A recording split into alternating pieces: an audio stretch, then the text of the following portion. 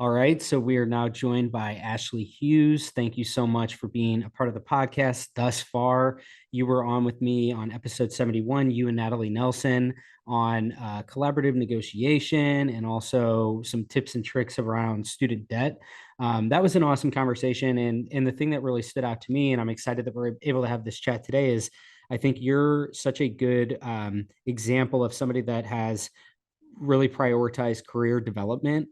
And I know that you were recently accepted into the JFLAC class of 2022. So huge congrats to you on that, for real. And I wanted to give you an opportunity to maybe share what JFLAC is, some of the reasons why you were pursuing that, and then just kind of how it ties into the broader theme that we talked about on episode 71, which is like really pushing yourself to do more and prioritizing career development and some of the benefits of doing that ultimately. For sure, definitely. So I'll start off with your first question. And first of all, thank you also for having me back. I love talking with you and I love being on your podcast with you. So any opportunity, I'm in. JFLAC, for those of you who aren't familiar, is the Jurger Future Leaders of Audiology Conference, and it's put on typically every 2 years by the American Academy of Audiology. Naturally, the 2020 class was canceled along with the rest of our lives as we Womp knew it womp at the time. womp. Seriously. So JFLAC is a leadership weekend that's it's hosted in Reston, Virginia at the Academy headquarters. And it's designed, the program's a little bit different from my understanding every 2 years. It's in September, so I haven't yet participated in it. But the goal is to help us grow our leadership skills, our confidence, and then build these long lasting relationships and network with other peers in the field so that we can continue to provide benefit to our profession as we are no longer future leaders, but actual leaders of audiology. Yeah, Uh, totally. And so what made you want to even pursue this in the first place? Honestly, I think a lot of really great role models when I was a graduate student. I remember as a grad student, and I apologize to anybody's name that I missed because every audiologist that I've come across has influenced me in some way or another. But I remember seeing names like Jason Galster, Lindsay Jorgensen, Lori Zitelli, things like that, who popped up as past JFlackers.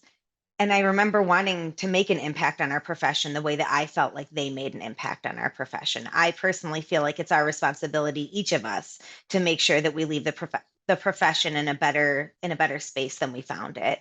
And so I saw what this class was doing and everybody graduating and the impact they were having on the field. And I knew I wanted to be a part of it. And so I know I've shared this with you, Dave, before, but on my graduation date in 2014, I went 6 years forward on my Google Calendar because you have to have 6 years of experience at least to apply. And I set a reminder for myself to apply in 2020. And then in 2020, I did get all of my materials together and then it was canceled. And so some very lovely people had the opportunity to write me not one, but two letters of recommendation for the same thing. That's really cool. And I think that it's just neat to have a chance to meet people throughout this podcast. Like I've been doing it since 2019. So 3 years have passed. And to see kind of like some of the milestones that these people that I've met throughout the podcast have achieved is really fascinating to me. It's just kind of like I get to cite back to when I met you the first time, and then like here we are, and now you're part of this new, your new class of JFLAC, and it just strikes me as like you're going places. And I think that what's really cool about like in the information age we live in is you can share this stuff pretty easily and communicate it out, and hopefully somebody will listen to this and be inspired by you. And I think that's really neat, is like you might not even be aware, but somebody might be listening to this right now and being really motivated by what you're doing. And so do you want to just speak to that a little bit about like kind of this idea, like you said, leaving it in a better place, and this idea of like just kind of like pushing yourself a little bit to just keep moving yourself out of the comfort zone? For sure.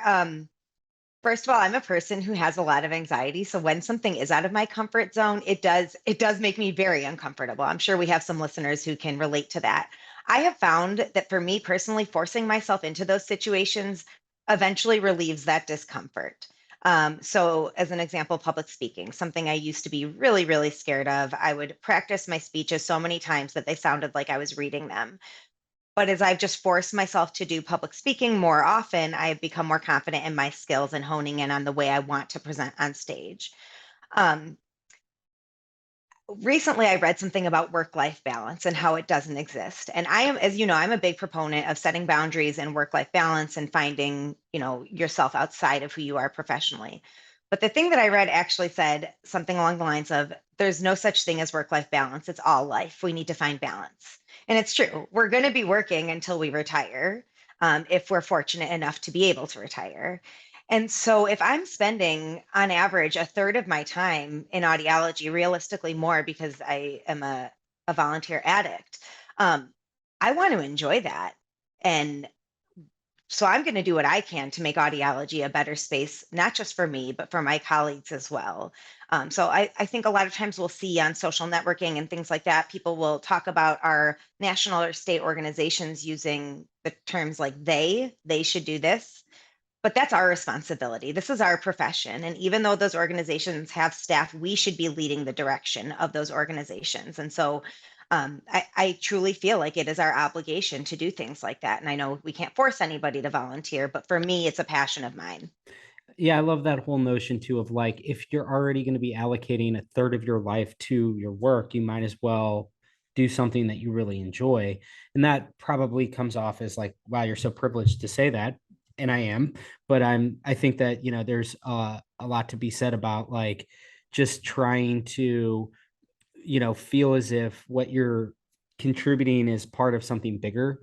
And I get that from you in a big way. Like I feel like a lot of what you're doing is like a lot of your motivation is for the betterment of those that are going to come after you, because it seems as if that's something that was instilled in you, maybe is like that. It's like the idea of like clean up your trash, like for the next person that comes along, so you don't leave that space dirty or something like that. There's just a lot to be said for this idea of like kind of like making it better for the next generation. I know something we talked about last time was like the idea of if everybody um kind of comes and does some of the collaborative negotiating tactics that you outlined in that episode, it actually is sort of behoovement. It behooves all of this type of profession, because it's like you said, the rising tide lifts all ships. It's it helps to establish a new like average of what people get paid, and that's just one Exactly. example of it. But it seems like that's very indicative of the broader theme here, and I feel like there's professional benefits to that. Like it helps you to climb the ladder, and I think you can achieve more and you get noticed more, but it seems like it might just be more fulfilling um, I to was going live to life say that that, way. that I think that to me at least, professional growth leads to personal growth leads to professional growth. If I'm working on my leadership skills, which includes communication skills, I would say, then I think all of my relationships professionally and personally will benefit. If I learn how to be a more active listener, all things that lead to good leadership, but also in a lot of ways, just being a good person. Um, and something else that you touched on that I really thought was interesting is the being able to volunteer is a privilege. And you're right.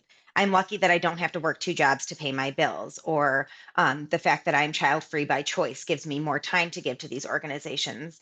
I also think it's important for all of us, myself very much included, to remember that volunteering isn't a competition. Just because somebody else volunteers on five committees doesn't mean that your one committee of volunteering isn't giving just as much to the profession. I don't think it's about hours or number of committees or how long your CV is or anything like that, but really just making sure that you're trying to give back in some way. Do you think that sticking on that point a little bit with just giving back in some way, like for I feel like sometimes I try to put myself in the shoes of somebody that is like they hear this, they're interested in, but they don't know where to start. What are some good places to go to even kind of understand what kinds of opportunities exist? Is it all like within the I guess it's all up to you in terms of what you want to do. But do you have any advice for somebody that would come to you and say, I'm kind of picking up what you're laying down. I want to do what you're saying here, but where do what kinds of opportunities exist? Maybe outside of just the run of the mill, like you can join your state chapter or whatever that might be. Um, so state organizations obviously are a great place to start because a lot of those decisions that impact our scope of practice are made at a state level, and just ensuring that your membership is getting what they want out of it. But you could also reach out to the local AUD programs and see if there are students looking for mentors, or if you can guest lecture in somebody's class. I know that there are professors who post on social media when they're looking for audiologists to help with practice interviews for students. Those are just some of the examples. I love both those. I mean, mentorship in particular, I think is so big. Like I wish there was more of a like that seems to be an opportunity, maybe even a commercial opportunity, is somebody could create a program that's all about like basically matching people to a mentor. Because it seems like so much of this is there's a lot of wisdom to impart. A lot of people are like you kind of learn through experience, and it's like that would be really beneficial, I think, collectively to the profession if some of that wisdom can be imparted rather than people have to like just go through the exact same experiences. So that's a really really good one that you touched on there, and I love the idea of guest lecturing. I mean, I think that again, kind of like where in today's day and time, like what's really exciting. I'll go back to the episode that we did together. That one came to be because you approached me and you said, like, I have this topic. You and Natalie both were like, we would like to basically do an episode and on this topic. And I think that's really exciting in from a macro view is like you can kind of develop your own thing that you want to be branding as like you can kind of this is the thing that I'm really passionate about, whatever that might be. And it gives you the ability to kind of establish a little bit of a platform for yourself of like, I'm trying to kind of build expertise around this particular subject matter. And maybe it's like I want to go on a podcast, or it's I want to do something on audiology online. So I think there's like some really cool avenues that you can pursue for that initial building block. Agreed. And I also think that it's something important to keep in mind is your mentor doesn't have to be an audiologist. If you're looking at starting a private practice when you graduate, or you're 20 years in and looking at starting a private practice, find somebody with a business degree if you're unable to find an audiologist who's able to mentor you. Or if you're really interested in the marketing aspect of it, find somebody in marketing who can mentor you. Because audiology, we always talk about how small it is as a profession, and it is, but it's also really big, and there's space for all of us to carve out our specialty, our subspecialty, and it doesn't necessarily have to be directly related to audiology. We talked about how negotiations, mentorship, inclusivity, all of these are parts of healthcare that we should be addressing as a profession. Could not agree more. Well, Ashley, this has been really great. I really appreciate you coming on the podcast. It's been really cool getting to know you through this and kind of following along with what you're focused on and what you're doing. And so thank you so much. And congrats again for, making it into JFLAC. That's just a really, really cool accomplishment. Thanks, Dave, and thanks for having me on again. Absolutely.